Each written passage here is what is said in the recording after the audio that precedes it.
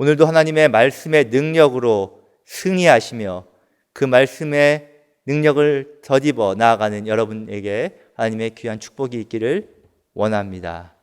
오늘 우리에게 주신 하나님 말씀은 디모데후서 4장 1절부터 8절까지입니다. 봉독은 1절부터 4절까지 하겠습니다. 하나님 앞과 살아있는 자와 죽은 자를 심판하실 그리스도 예수 앞에서 그가 나타나실 것과 그의 나라를 두고 엄히 명하노니 너는 말씀을 전파하라. 때를 얻든지 못 얻든지 항상 힘쓰라. 범사의 오래 참음과 가르침으로 경책하며 경계하며 권하라. 때가 이르리니 사람이 바른 교훈을 받지 아니하며 귀가 가려워서 자기의 사욕을 따를 스승을 많이 두고 또 그 귀를 진리에서 돌이켜 허탄한 이야기를 따르리라. 아멘. 네, 오늘 디모데후서 4장은 사도 바울의 유언장과 같은 그런 역할을 하는 장입니다. 디모데후서 자체가 사도 바울의 행적을 또 바울 자신의 이야기를 기록한 마지막 서신인데 그 중에서도 4장이니 사도 바울이 정말 꼭 하고 싶은 기묘한 스토리를 그러한 말씀을 적었다고 여겨집니다. 여러분, 오늘 우리는 이 디모데후서 4장을 통해서 이 편지의 1차 독자인 디모데라는 목회자만이 아니라 우리 자신들도 모든 말씀을 맡은 자로서 가져야 할 태도와 자세가 무엇일까를 한번 생각해 보기 원합니다. 1절에 보시면 바울은 하나님 앞과 살아있는 자와 죽은 자를 심판하실 그리스도 앞에서라고 엄중한 자세로 말하고 있습니다. 즉 바울은 심판자로서의 그리스도가 오실 때 부끄럽지 않도록 우리는 어떻게 믿음 가운데 단장되어야 할까를 조심히 또 귀를 기울이면서 접근하고 있다는 겁니다. 이처럼 하나님의 말씀에 엄중함을 갖춘 사람으로서 말씀을 맡은 자는 어떤 태도를 갖춰야 할까요? 먼저 사도 바울은 거두절미하고 디모데에게 말씀을 전파하라고 이야기하고 있어요. 디모데가 전할 것은 다른 어떤 것도 각색되거나 첨가되거나 부풀어진 것이 아니라 오직 순수한 기록된 말씀 자체라는 것입니다. 디모데에게는 구약 성경의 말씀이 있었지요. 또한 이미 쓰여진 바울의 서신들과 또 복음서의 기록들이 아마 있었을 겁니다. 그 말씀을 가지고 때를 얻든지 못 얻든지 전하기를 힘쓰라고 했어요. 디모데가 세상의 사욕을 위해서 사람들의 사탕 발린 것 같은 이야기를 하는 고대 헬라 철학과 또 영지주의를 비롯한 사변적인 종교 철학과는 달리 하나님의 말씀에 고유한 능력을 가지고 그것을 승부한다면 이길 수 있다는 겁니다. 또 그는 박해나 거부를 당할 수 있지만 거기서 굴하지 않고 사도 바울은 경책하며 권면하며 이야기하고 있습니다. 사람들의 잘못된 것을 바르게 고치도록 말씀 전해야 되고 또 한 가지는 그 일을 용기를 잃지 않도록 믿음을 가지고 수행해 나가라는 거예요. 사도 바울은 아버지의 심정으로 아들 된 디모데를 격려하며 지지하며 응원하고 있다는 겁니다. 이 모든 것을 오래 참음과 가르침 속에서 행해야 한다는 겁니다.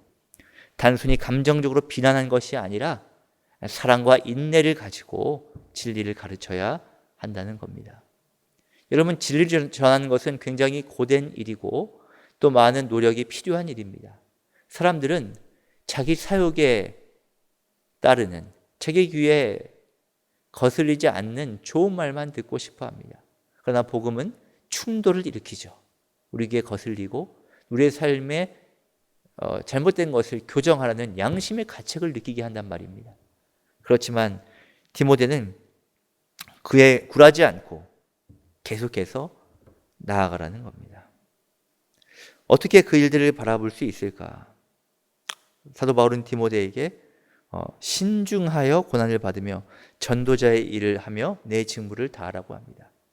디모데에게 요구되는 것은요, 매사에 신중함이에요. 신중하게 말하고 신중하게 결정하고 신중하게 대처하라는 것입니다. 고난이 따를 수 있죠.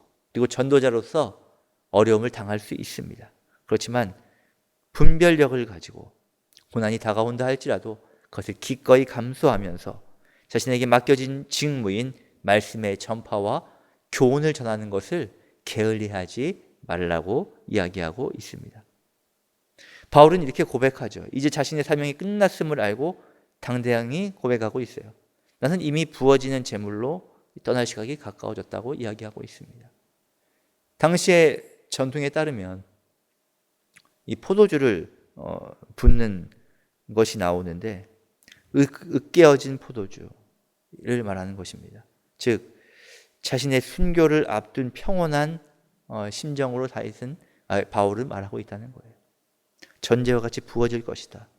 나는 선한 싸움을 싸우고 달려갈 길을 마치고 믿음을 지켰다라고 자신을 스스로 평가하고 있어요. 후회 없는 인생을 살았다는 겁니다. 여러분, 어떠한 여러분의 마지막 유언을 남기고 싶으십니까?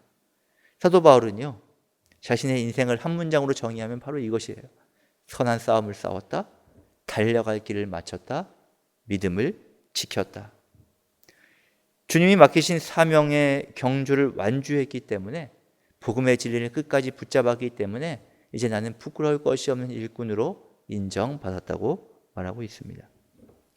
우리가 주께서 주실 영광스러운 상급, 우리는 곧 의의 면류관에 대한 상급에 대한 희망이 있습니다. 바람이 있습니다. 우리 말씀 맡은 자의 진정한 태도는 뭐냐면 이 면류관을 바라보며 살아가는 것이에요. 세상의 평가나 고난에 흔들리지 않고 끝까지 우리에게 맡겨진 말씀을 전파하며 사명을 완수해 나가는 것. 상황에 굴복하지 않고 하나님이 나에게 풍부해 주신 사명이라고 한다면 주님 끝까지 내가 감당하겠습니다 하고 나아가는 그런 자세. 사도 바울은 그것을 이야기하고 있습니다. 어찌 이것이 말씀을 맡은 목회자만 해당하는 말씀일까요? 하나님의 말씀을 듣고 배우고 이웃에게 전하는 모든 그리스도인들도 동등한 사명을 받은 줄 믿습니다.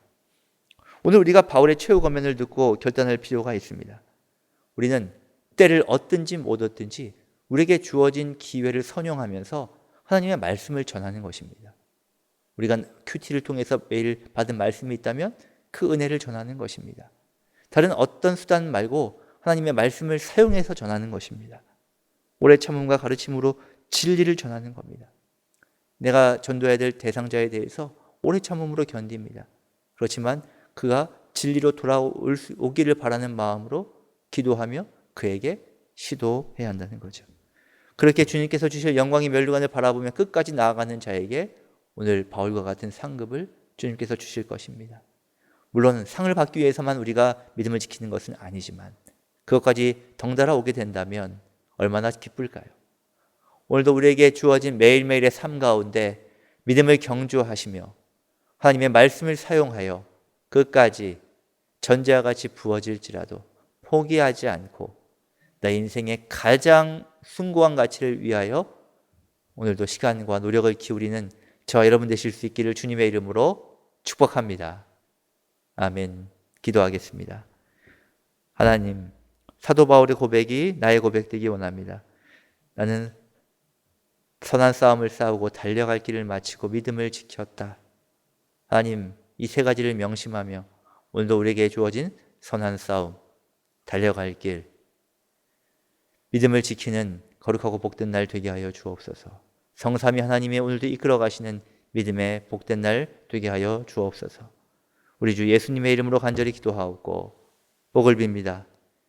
이제는 바로 사도 바울이 그 부름의 상을 위하여 달려갔던 예수 그리스도의 은혜와 그 아들 예수 그리스도로 말미암아 오늘 우리에게 선한 싸움을 싸우게 하시고 달려갈 길을 걷게 하시는 원동력이 되시는 하나님 아버지의 극진하신 사랑과 성령님의 믿음을 지키게 하셔서 우리에게 주어진 생명 구원, 영혼 구원의 사명을 완성하게 하시는 주님의 동행하심 위에 성령님의 함께하심 위에 오늘도 믿음 가운데 살아가는 우리 모두 위에 이제와 영원토록 함께 하시기를 간절히 축원하옵나이다. 아멘.